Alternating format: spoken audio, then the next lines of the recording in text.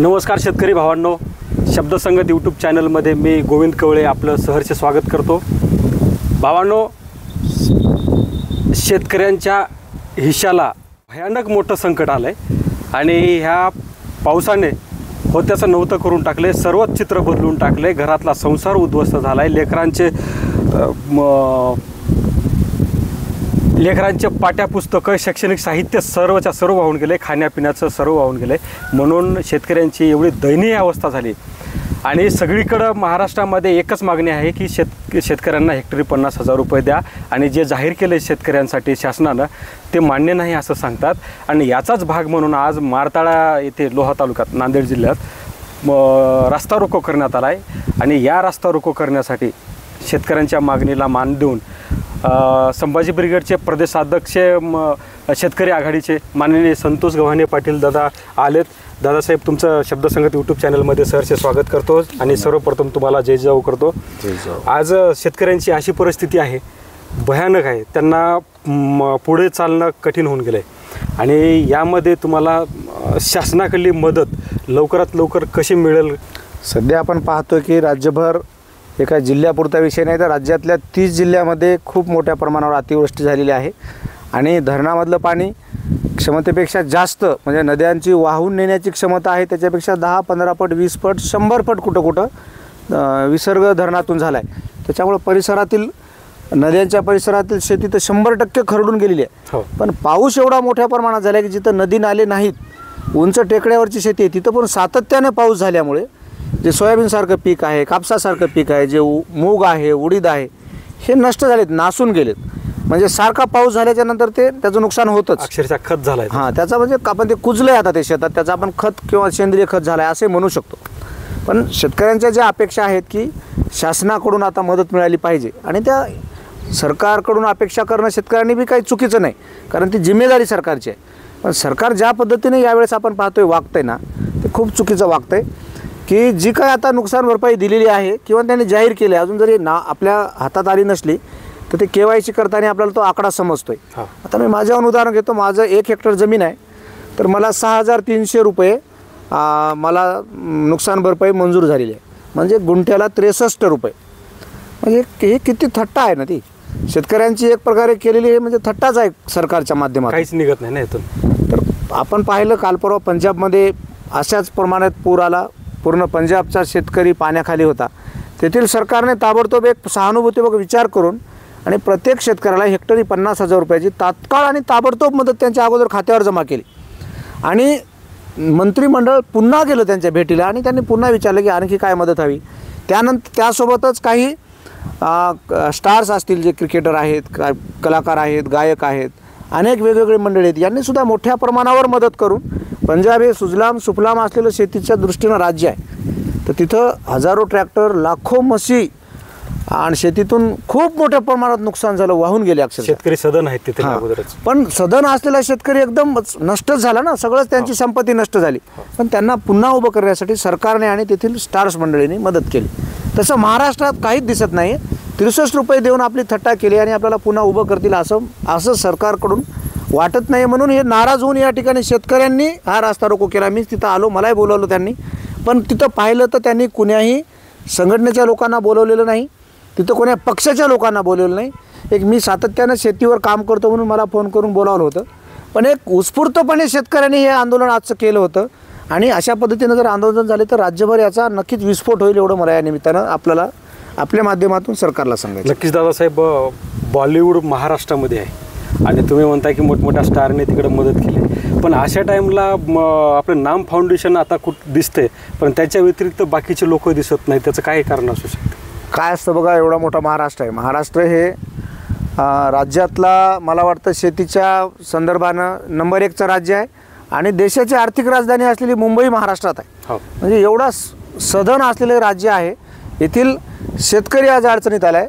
जर खरंच स्टार लोकांनी जर मनावर घेतलं, हा काही मोठा विषय नाही, सरकार आणि मुंबईमधल्या आणि इतर वेगवेगळे जे स्टार्स आहेत यांनी जर हे मनावर घेतलं, इथल्या NGOनी जर मनावर घेतलं ना, हा काही फार मोठा विषय नाही शेतकऱ्यांना हे पण एक मदत म्हणजे काय, कोण्या पद्धतीने आज जे काय चालू आहे की 5 किलोची किट, हे असे ज्या पद्धतीने चालू आहे ना, ठीक आहे, मी त्यांचं कौतुक करतो, पण याच्यातून शेतकरी उभा राहणार नाही 2 दिवस 4 दिवसापुरतं. अहो आम्ही शेतकरी म्हणजे हजारो लोकांना जगवणारे लोक आहोत. आमच्या गावावरून जर एखादी दिंडी जात असेल, आमच्या गावावरून जर कोणी 10-5-50 माणसं जात असतील, कुठले मेंढकरी गावावरून जात असतील, तर आम्ही त्यांना विचारतो तुमचं जेवणाची व्यवस्था आहे काय, करायची का जेवणाची व्यवस्था, आणि आम्ही जेव घालतो नेहमीच. तुम्ही कुण्या गावात जा, शेतकऱ्याच्या दारातून माणूस उपाशी जात नसतो. आम्ही लोकांना जेव घालणारेच माणसं ना, अन्न पुरवणारे नुसतं विकणारे नाही, तर स्वतः आम्ही आमच्या घरचं शिजून मोफतमध्ये एक आमच्या प्रेमाखातर खाऊ घालणारे लोक आहोत. कारण आमच्यावर या महापुरामुळे अशी वेळ आली की लोकांच्या 5 किलोच्या किट आम्हाला स्वीकारायला लागत आहे, आणि ती वाईट वाटत आहे घेताना. म्हणजे आमच्यासुद्धा काळजाला कुठंतरी म्हणजे त्याच्याबद्दल खूप वाईट वाटत आहे. पण एक नाम फाउंडेशन छोटासा प्रयत्न करते, पण महाराष्ट्र वेगवेगळ्या NGO आणि जे स्टार्स लोक आहेत ना, ज्याला आपण क्रिकेटचा देव म्हणतो, तेंडुलकर असतील किंवा जे अंबानी अदानी महाराष्ट्राच्या जीवावर हे श्रीमंत झालेत, आज जगावर त्यांचं देशावर राज्य आहे. तर या लोकांनी जर पुढं आलं आणि शेतकऱ्यांना जर मोठ्या प्रमाणावर मदत केली तर याच्यात काय आहे. पण ते व्यापारी लोक आहेत, त्यांना कोणाला मदत करणे हे ते फक्त बिझनेस करतात, व्यवसाय करतात, करून त्यांच्याकडून अपेक्षा नाही. म्हणून मी सरकारकडून अपेक्षा व्यक्त करतो. करायलाच पाहिजे, कारण शेतकऱ्याला उभं टाकणं मग आता जिकिरीचं झालं आहे, गुडघे मोडून पडला आहे.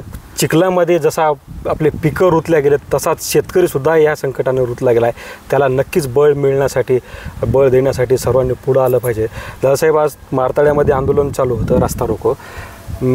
माझा विचार होता की तुमची तिथंच मुलाखत घ्यावं, परंतु शेतीचं भयानक वास्तव चालू आहे आणि हे कॅमेऱ्यामध्ये दिसलं पाहिजे, आणि हे दिसतही आहे. मी आपल्या कॅमेरामॅनला विनंती करतो, ह्या पाठीमागचं सुद्धा आता हे लोहा तालुक्यातलं शेत आहे.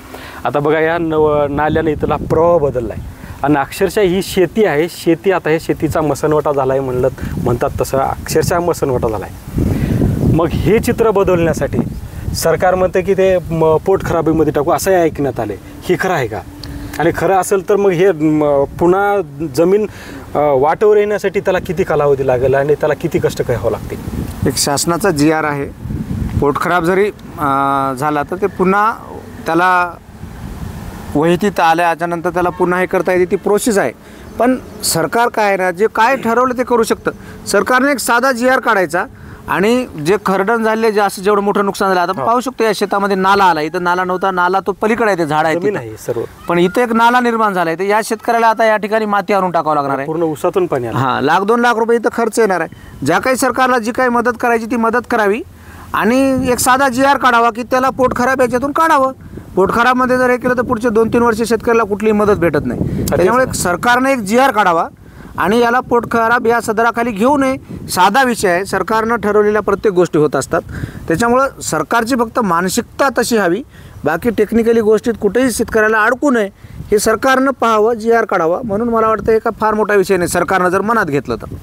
आता गोदापट्ट्याचा सर्व आता माझी शेतीसुद्धा आज कमर इतकं पाणी शेतामध्ये आहे. असंच तुम्ही फिरताय, हे चित्र नांदेड जिल्ह्यामध्ये तुम्हाला कुठं याच्यापेक्षा भयानक वाटलं आहे? मी जिल्हा तर पूर्ण आज भयानक परिस्थिती आहे. मी सांगितलं सुरुवातीला की नदीकाठीचे तर खरडूनच गेलेत, पण जिथं नदी नाही तिथं सुद्धा सारखा पाऊस पडून ते कुजले, नष्ट झाले. माझं स्वतःचं सांगतो, माझ्या शेतात बाजूला नाला आहे, तो नाला फुटला यावर्षी. एवढं प्रचंड पाऊस पडला आणि मोठ्या प्रमाणात पाणी आलं. आजपर्यंत कधी तो नाला फुटला नव्हता, माझ्या शेतात कधी पाणी आलं नव्हतं, पण यावर्षी तो नाला फुटला पूर्ण आणि माझा ऊसाच्या मुळासहित वाहून गेलं, मुळासहित. म्हणजे आता ते किती जमीन खरडून गेली. असं हे चित्र पूर्ण जिल्हाभर तुम्हाला पाहायला भेटेल, तसं राज्यभर पाहायला भेटेल. आपण पाहतोय पश्चिम महाराष्ट्रातला हा जो पट्टा आहे सोलापूरचा, पुढं मराठवाड्यामधला उस्मानाबाद म्हणजे धाराशिव आहे, पुढं छत्रपती संभाजीनगर आहे, बीड जिल्हा आहे, नांदेड जिल्हा आहे, विदर्भातले काही जिल्हे आहेत, उत्तर महाराष्ट्रामध्ये आपण पाहिलं, कोकणातले काही जिल्हे आहेत. हे प्रचंड शेतीचं प्रचंड असं नुकसान झालेलं आहे. त्याच्यामुळं असं आपण 30 जिल्ह्याचं 100% नुकसान झालेलं आहे, हेच खरं आहे. नेते अधिकारी बांधावर थेट पोहोचतात की रोडवरूनच फक्त फोटोपुरतं येऊन फोटो सेशन करून जातात. आणि ते तुमचा परवाचा एक मुद्दा खूप गाजला आहे, सर्व महाराष्ट्रामध्ये ते व्हायरल झालं आहे की मंत्री आले होते आणि ते अलीकडूनच परतण्याच्या मार्गावर होते, तुम्ही त्यांना जॉब विचारला, काय प्रकार होता? नाही, मला वाटतं जलसंपदा मंत्री यांचा दौरा होता, ते हदगावचा दौरा करून अर्धापूर तालुक्यात आले. आता ते त्या ठिकाणी आता का मंत्री महोदयांनी सांगितलं होतं का इथल्या अधिकाऱ्यांनी घेतला एक हायवेवरचा प्लॉट घेतला आणि म्हणजे असं बुटालासुद्धा माती लागणार नाही असं रोडला टच असलेला तो शेत घेतलं त्याने, तिथं सर्वे चालू होता. आणि त्याच्याही पुढं त्या ठिकाणी काही सत्ताधारी सत्तेतले काही जे लोक असतात त्यांचाच सगळा त्या मंत्र्याच्या अवतीभोवती गोंडावळा होता आणि घोळका होता. आणि त्यांचं सगळ्या इथं 25 कोटी द्या साहेब, तिथं 5 कोटी द्या, ते पूरग्रस्तासाठी नाही तर ते वैयक्तिक निधी मागत होते. आणि हे जेव्हा मी तिथं पाहिलं आणि मला तेवढी चिडच आली, मंत्री कशासाठी आले, तुम्ही काय करताय. आणि मंत्र्यांनी सुद्धा याचं गांभीर्य घेतलं पाहिजे की आपण पूर परिस्थिती पाहायला आलो तर हायवेवरचा प्लॉट कशाला पाहताय तुम्ही, पिकनिक करायला आले का. मी त्यांना याचा जाब विचारला आणि ते महाराष्ट्रभर क्लिप व्हायरल झाली. आणि खरंच गरजेचं आहे ते CMOपर्यंत PMOपर्यंत गेलं पाहिजे किंवा तुमचे मंत्री काय करतात खाली येऊन, ते फक्त त्यांचे कार्यकर्ते सांभाळण्यासाठी फिरतात हे लोक. शेतकऱ्यांना दादासाहेब केंद्रामधून मिळेल मदत. हे बघा, मी केंद्राच्या बाबतीत बोलताना तर मी माझ्या मनातून एवढी चीड निर्माण होते, ही वाईट परिस्थितीच केंद्राने निर्माण केली. कशी ते सांगतो मी. तुम्ही आता या 7-8-10 वर्षामध्ये जर चित्र पाहिलं ना तुम्ही, थोडं बारकाईनं जर मागचं या इतिहासात गेले 8-10 वर्षामध्ये, तर मोदीजींनी मोझांबिकसारख्या देशासोबत करार केला आणि तिथल्या लोकांना तिथं तूर लावली. त्याच काळामध्ये त्यांनी म्हणजे त्यावेळेस डाळीचे काहीतरी भाव 100-150 रुपये झाले होते किलोचे. त्यावेळेस भारतातल्या आणि महाराष्ट्रातल्या शेतकऱ्याला सांगितलं की तुम्ही डाळवर्गीय तूर पीक लावा, पुढच्या वर्षी तुम्हाला भरपूर भाव भेटेल. मग महाराष्ट्रातल्या लोकांनी तुरीवर प्रचंड प्रमाणात लागवड केली आणि त्याच काळात यांनी मोझांबिकसोबत करार केला आणि तिकडची तूर आणली. अक्षरशः 2,000-2,500 रुपये क्विंटलमध्ये तूर विकली. म्हणजे बाहेरून आयात करायची. याच बाबतीत कापसाच्या बाबतीत तुम्ही पाहिलं असेल, कापसाची आपल्या इथं देशात कापूस खूप मोठ्या प्रमाणात आणि क्वालिटीचा कापूस पिकतो. तर काल परवा तुम्ही पाहिलं असेल की कापसाची आयात शुल्कच कमी केली आणि अमेरिकेतल्या काही देशाकडून आता कापूस आपल्या इथले उद्योजक आणत आहेत. कापसाचं नेमकं सीझन सुरू झाले, पावसामुळे थांबले नाही तर आता नवा कापूस मार्केटमध्ये आला असता. आता या पावसामुळे इथलं नाश झाला, पण आता अजून 15 दिवसाला महिन्याला जे काही शिल्लक आहे कुठला तो कापूस येतो तर त्याचा भाव पडतोय. कांद्याच्या बाबतीत 40% आपला कांदा असा आहे की महाराष्ट्रातला भारताला पुरून अर्ध्या जगाला कांदा पुरू शकतो. आपल्याकडे एवढा कांदा आहे. तर यांनी कांद्यावर 40% निर्यात शुल्क लावलं. म्हणजे बाहेर कांदा जायचा असेल तर 100ला 40 रुपये भराव, तेव्हा तो कांदा म्हणजे तो किती महाग जाईल बाहेर. मग कांद्याचे भाव बी पाडले. तुम्ही प्रत्येक पिकाच्या हे असंच साखरेच्या बाबतीत केलं, म्हणजे ऊसाच्या बाबतीत केलं, ऊसाचे भाव पाडले. प्रत्येक पिकाच्या बाबतीत बाहेर देशातून एक पिवळा वाटाणा आणला बघा गेल्या वर्षी, आणि तो पिवळा वाटाणा तो अत्यंत दर्जाहीन आहे. ते सगळं बाहेर देशातून जे येते ना ते जनुकीय बदललेलं बियाणं असतं आणि भारतात अजून जनुक बदलण्याला GA बियाण्याला परमिशन नाही.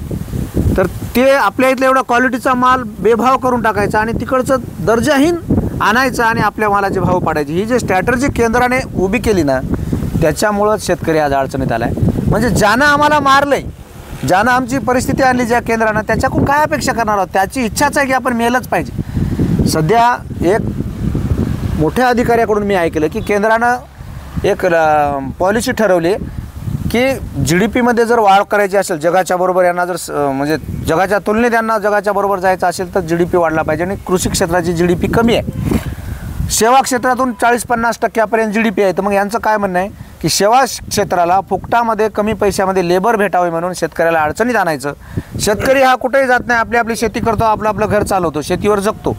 पण सेवा उद्योगाला म्हणजे अमेझॉनसारखे किंवा जे वेगवेगळे जे काही फ्लिपकार्ट असेल, ओला उबेर असेल, असे जे सेवा क्षेत्र आहे त्या क्षेत्राला फ्रीमध्ये कमी पैशामध्ये लेबर भेटावे म्हणून शेतकऱ्याला अडचणीत आणणे हे केंद्राचं धोरण आहे. आज सध्या 55% शेतीवर अवलंबून देशातील लोकसंख्या आहे. लोकसंख्येच्या 55% लोक आज शेतीवर अवलंबून आहेत. ते त्यांना 15 ते 18% आणायचं आहे. म्हणजे इकडचा शेतकरी याच्यातून निघाला की हा मग कुठंतरी नोकरीला त्या सेवा क्षेत्राच्या मागं लागला पाहिजे. 10,000, 8,000, 9,000 त्यांनी तिकडे नोकरी केली पाहिजे, फुकटामध्ये त्यांना लेबर भेटला पाहिजे म्हणून केंद्रानंच शेतकऱ्यांना अडचणीत आणायचं हे धोरण राबवलेलं आहे. म्हणून केंद्राकडून अपेक्षा करणं म्हणजे जो आमचा जीव घेणार आहे त्यालाच जीवदान द्या म्हणण्यासारखं आहे. त्याच्यातून शेतकऱ्याची निराशाही वाढत चालली. बिलकुल. आणि हे ज्यावेळेस कुणावरही जास्त अत्याचार अन्याय होतात ना त्यावेळेस निश्चितच तोही पलटवार करतो. हे जर असंच केंद्र करत राहिलं तर याच्यातून अराजकतासुद्धा माजेल अशी परिस्थिती आहे. शेतकरी वर्ग एक दिवस तरी 100% रस्त्यावर उतरेल आणि याच्यातून अराजकता देशात माजू शकते. आपण बाजूला पाहिलं श्रीलंकेसारख्या याच्यात कुठे प्रत्येक देशात झालं आहे. तर ते मला असं व्हावं ही अपेक्षा नाही, पण हे होऊ नये म्हणून केंद्राने शेतकऱ्याविषयीचे जे चुकीचे धोरणं राबवलेत त्यांनी ते सुधारावे वेळेत आणि शेतकऱ्याची परिस्थिती सुधारावी. आता गेल्या 2 वर्षापूर्वी कोल्हापूरला 3700 कोटी रुपयाचा निधी पाठवला होता केंद्राने. तर त्या पद्धतीने जर आता 30 जिल्ह्याचा विचार केला तर सरकारने किमान 100 कोटी रुपयाची मदत निधी आता महाराष्ट्राला द्यायला पाहिजे. पण सरकार, केंद्र सरकार अजून त्याच्या तोंडातून शब्द नाही आहे. फडणवीसने एक पत्र पाठवले अमित शहाच्या नावानं, त्याच्यात मागणी केली, पण मागणीत कुठं जे काही रुपयाचा उल्लेख केलेला नाही. ते फक्त NDRFच्या निधी द्यावा. अरे ते तर मिळणारच आहे ना. NDRF केंद्राचे तो जे ते काय निधी असतो तो केंद्राचाच असतो. NDRFच्या निकषानं जे पैसे भेटतात ना ते राज्याचे नसतात. आपल्याला वाटतं आपल्या राज्य सरकारने दिले, ते केंद्राचेच असतात. NDRF केंद्राचंच आहे, ते तेवढे देतच असतात. ही सुद्धा फडणवीसांनी केलेली फसवणूक आहे शेतकऱ्यांची. ते जे पत्र वाचलं ना तुम्ही, व्हायरल झालं याच्यावर सोशल मीडियात, ते जर पत्र वाचलं तर तुमच्या लक्षात येईल की फडणवीसांनी सुद्धा ती फसवणूक केली आहे शेतकऱ्यांची. म्हणजे केंद्र आणि राज्य दोन्ही मिळून शेतकऱ्यांची फसवणूक करत आहे. मला वाटतं यांना वाटतं की शेतकरी हा आपला मतदार नाही, म्हणून कदाचित हे शेतकऱ्याचा एवढा द्वेष करत असतील आणि शेतकऱ्याला देशोधडीला लावायचे हे दोन्ही सरकारांनी ठरवलं आहे. आणि आता आम्ही देशोधडीला लागायचं की नाही हे मात्र आम्ही आता ठरवावंच लागेल. दादासाहेब, आता संवादाच्या शेवटी मी अजून एक प्रश्न विचारतो. पीक विमा संदर्भात ते 3 ट्रिगर काढून घेतले आणि उंबरठा उत्पन्नावर आधारित काहीतरी विमा देणार. मग आता समजा काही शेतामध्ये काहीच उरलं नाही तर ते आता विमा कंपनीलाच घेऊन जा म्हणावं ना, आमचा उंबरठा तपासा म्हणावं. नाही, ते काय ती पद्धत कशी आहे की हे जे पीक विमा आहे ना ते शेतकऱ्यासाठी नाही. काही नेते मंडळी, काही अधिकारी, हे मला वाटतं संशय असा येतो की पार्टनर असतील त्याच्यासोबत.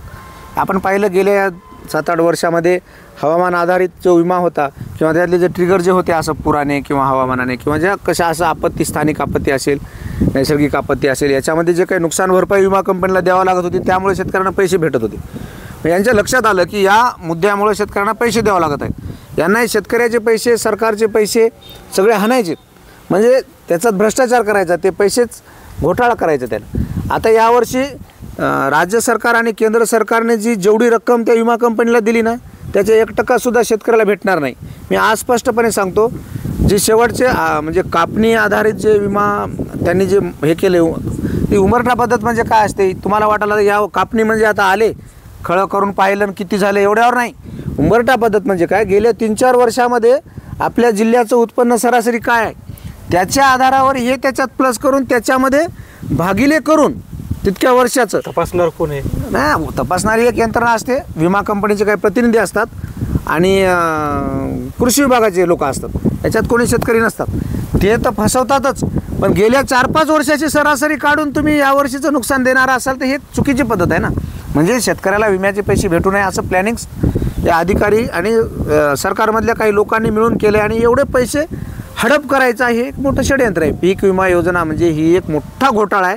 मला वाटतं देशातला सगळ्यात जर मोठा घोटाळा काय असेल तर ते पीक विमा हा घोटाळा आहे. म्हणूनच यावर्षी लोकांना एकदम नगण्य म्हणजे पद्धतीमध्ये लोकांच्या लक्षात आलं आणि लोकांनी पीक विमा काढणं. मी स्वतः यावर्षी पीक विमा काढलेला नाही. हां, बघा आता म्हणजे आपण दोघं जण म्हणजे जिम्मेदार शेतकरी असून आपल्यासारख्या माणसाने सुद्धा पीक विमा काढला नाही. की मला माहीत होतं बा हे ट्रिगर बंद केल्याच्यानंतर या पीक विम्यामध्ये काही योजनेत काही दमच नाही.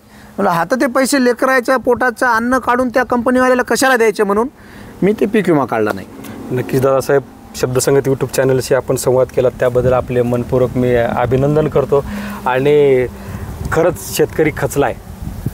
विविध स्तरामधून तुम्ही वाटल्यास थेट शेतकऱ्यांना जरी तुम्हाला मदत देणं होत नसेल तर तुम्ही महाराष्ट्र शासनाकडे मदत पोहोचवा आणि जेणेकरून महाराष्ट्र शासनाची तिजोरीला तुम्ही भर द्या आणि या खचलेल्या शेतकऱ्यांना, गुडघे मोडून खाली बसलेल्या शेतकऱ्यांना उभं टाकण्यासाठी तुम्ही मदत करा आणि त्यांना मदतीची गरज आहे. कारण शेतकरी हा जगाचा पोशिंदा म्हणतो आपण, नुसतं शब्दात जगाचा पोशिंदा म्हणून चालणार नाही, तर साक्षात त्याला जगाचा पोशिंदा म्हणून त्याच पद्धतीने त्याला मान द्या आणि मान दिलंच पाहिजे. तरच शेतकऱ्याला सन्मानानं जगण्यासाठी बळ मिळेल, नाहीतर त्याचं रोज खच्चीकरण होईल आणि शेती नाहीशी होईल, शेतकरी नाहीशी होईल आणि अन्नसुद्धा आपल्याला खायला मिळणार नाही. आमच्या सगट तुम्हीसुद्धा उपाशी राहाल. एवढी वेळ नक्कीच येऊ नये अशी अपेक्षा करतो आणि थांबतो.